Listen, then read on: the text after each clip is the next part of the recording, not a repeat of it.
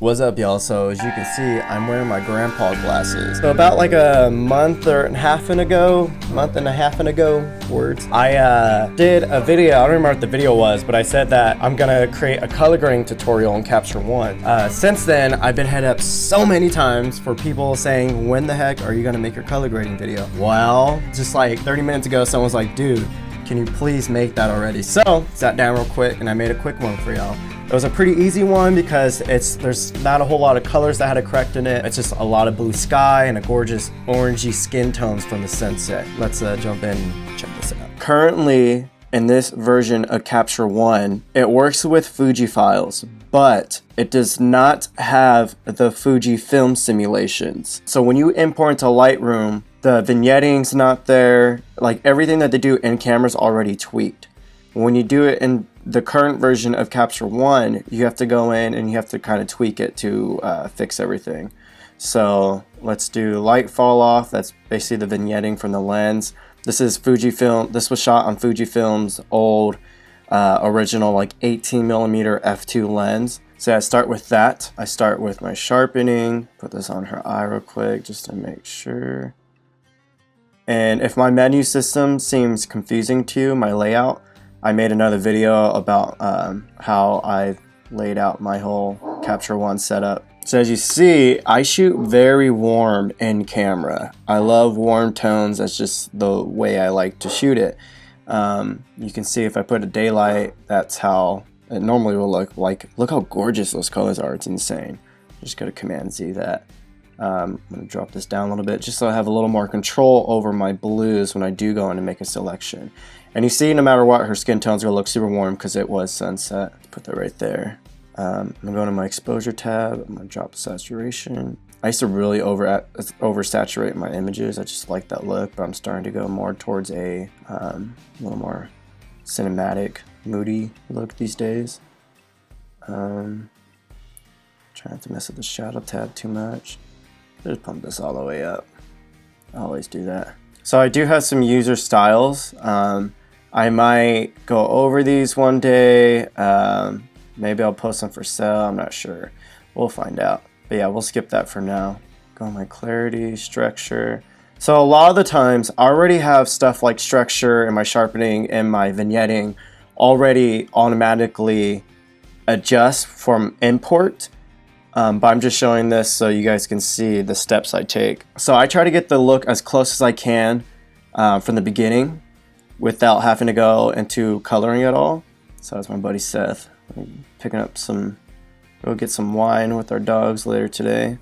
A little bro day. So after I get my picture close to what I want it, just from with white balance and all that, because again with the Fuji files, the colors are insanely gorgeous.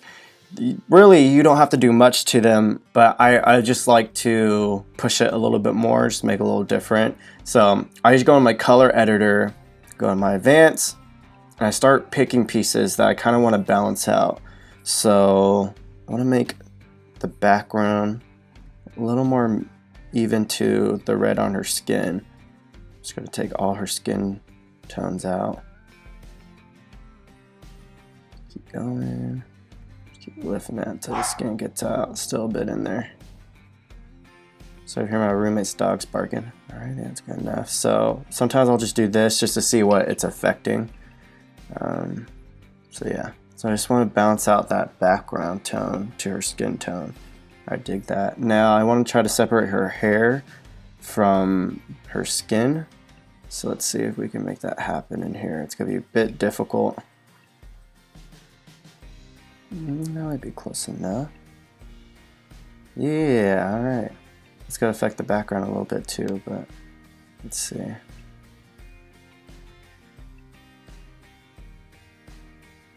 Push the lightness a little too much.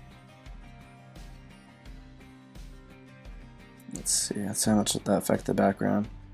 Yeah, it definitely affected a little bit, but I'd rather have the hair separate more than the background. So one thing that's bugging me is the haze back here, that yellowish tint. It's kind of like a greenish yellow. I'm not really digging it, so let's see what we can fix here.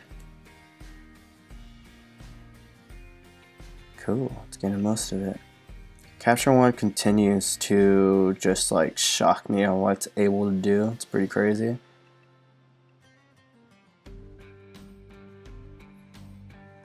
Alright.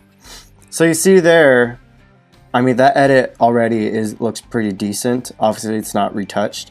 But I'm going to take a couple steps further now.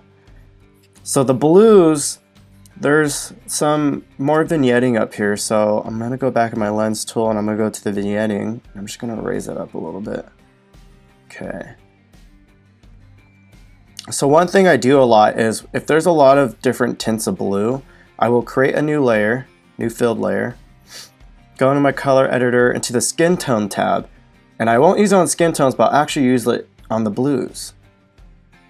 So that way you can really, so one thing I really like about, so that way you can really get everything's really balanced. Watch, you can see everything we're touching right there. Get a little more greens in there. So now we're getting to the blues and the hills. Let's increase the softness. It's getting these yellows back in here now. Saturation, push the hue all the way up. Actually, turn that back down because it's getting those oranges in there. All right, back to layers. Let's see. So see, it's just kind of flattening it out, making it a little more editorial. So one thing that I always try to do when I'm editing is I try to make my photos look as filmic as possible. So one thing about the Fuji files is the skin tones are gorgeous. They're pretty much what, I don't know, to me it's the closest thing that digital gets currently to film, the look of skin tones on film. Another big characteristic of film that I love is the fact that it couldn't pick up millions of different colors and hues. It would pick up all the colors but shift them all into one similar hue. On digital cameras, if you look at all the different shades of hues, like the ambient blue light coming out of space from the sky, hitting highlights on the skin or highlights on the asphalt back into the sky, on digital cameras it all looks like different shades of blue. On film, all those shades of blue all get kind of pushed to one similar color. So using the skin tone tab but on different colors in Capture One, you can get that effect. And also it's more pleasing to the eye when, like, think about when you look at black and white photos. The reason black and white photos kind of captivate you so much is because you're forced to look at the whole image, because there's no certain colors that your brain can just trigger on. So your brain's forced to look at the whole image. So in my opinion, if you can get all the colors narrowed down to like 3 different hues in a photo, it will kind of balance itself out to the mind a little bit more. The brain won't be so distracted and it'll kind of be forced to look at the whole frame. So that's what I'm doing here. So again, when I went back and the hues and the haze in the background, when I pushed it more orange, I want that to bounce out with the skin and down here to the lower landscape. So let's just keep going from here. So now that I have all my fine tunings done and I have the image pretty much there, and color corrected, I'm gonna go in, now I'm gonna color grade. So I'm gonna go into my layers, create a new layer, new filled layer, always a new filled layer pretty much. Go to my color balance tool, I'm gonna go to my shadows, and I'm just gonna go separate from because her skin tones are so strong in this photo. So I'm just gonna go on the opposite of that. I'm gonna go on my highlights and do the opposite of what I just did. Just again to keep that complementary colors going. My midtones tend to mess with the skin tones a lot, so I try not to do too much in there. I'm just gonna leave that as it is. So now you see after we did our color balance, let's do before and after, our skin tones kind of went all over the place. So now I'm going to go in my color editor, and you could go in and create a new layer too if you want to be like super clean with it, but I think I should be fine. So in the skin tone tab, a lot of people have an issue to where it picks up the lips and they think you have to create a new layer and mask it out. You don't have to do all that. So if you just go over the red section right here and just lift it up, lift the point up a little bit more, lift up the reds. Look, the lips are gone. We also kind of took some of the color out on here, but it's not that big of an issue for me. So let's just go to, now I'm not gonna do saturation. I'm not gonna mess with the light part. I just want to click the hues a little bit. Let's see what this does. So you see it's affecting our background a little bit. So I'm gonna go back in here. I'm gonna lower the yellows a little bit. And you see we just got a sliver here, but pretty much none of the sky in the background or the haze is being selected. It's all just the skin tones. And then I can even click this a little bit. So I just want to go light on the hue, just a little oversaturated, a little too yellow. Drop the lightness down a little bit. All right, let's see the before and after on that real quick. Yep, okay, cool. So just gonna go in, I'm gonna start doing little fine touches now to it. More exposure, a little more contrast here. I'm gonna go into my curves. I have curves adjustments all over, but I just like to keep all of like my color grading in the second tab. So a cool trick in curves, you could try to create points, but you see it starts moving the line. So if you click these 3 stripes up here, there's built-in presets that Capture One already has in here. If you do the 5-point all channels, it creates all of these, and it's on every channel too. So from there, in the Luma, because I want to affect the colors now, I'm going to drop these highlights, kind of smooth it out.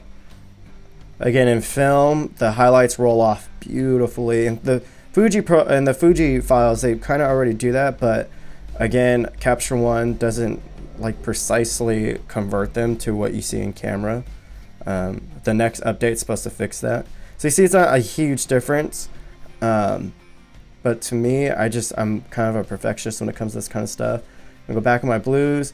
So I love the color balance tool, but it's not as precise as I would like to get usually. So if I go in my curves, you can get a little more precise on where you're putting colors. So you see it's too strong right there. So I'm gonna grab a new point, lift up right here. So you see that just added lots of cool blues into the shadows. Then I'm gonna drop the blues in the highlights. Right there. All right, I think I'm pretty happy with the edit. And then I'm just gonna go in and add my film grain. So just like how we just did the 5 points for the curves, if you click on the 3 points up here, there's already built-in presets for different grain effects. And I actually have been using these. I don't do my own grain adjustments anymore. I go pretty heavy with my grain. So yeah, from there, I would just open up in Photoshop and retouch, but I'll leave that for another tutorial. I've actually already done a tutorial on retouching, but I kind of updated some of the things that I do and the tools I use on it. So yeah, so be on the lookout for that retouching one. I know I've been getting hit up so many times for the past month after I said I'm going to do a color grading video, because I've just been lagging on doing it. So, and here we go. It's only been like, I don't know, like 10 minutes just to do it. Doesn't take that long for me, because again, the Fuji files are pretty much there. So yeah, if you have any questions, just leave a comment down under this video, or you can shoot me a DM on Instagram. I'll have everything in the description below. Peace.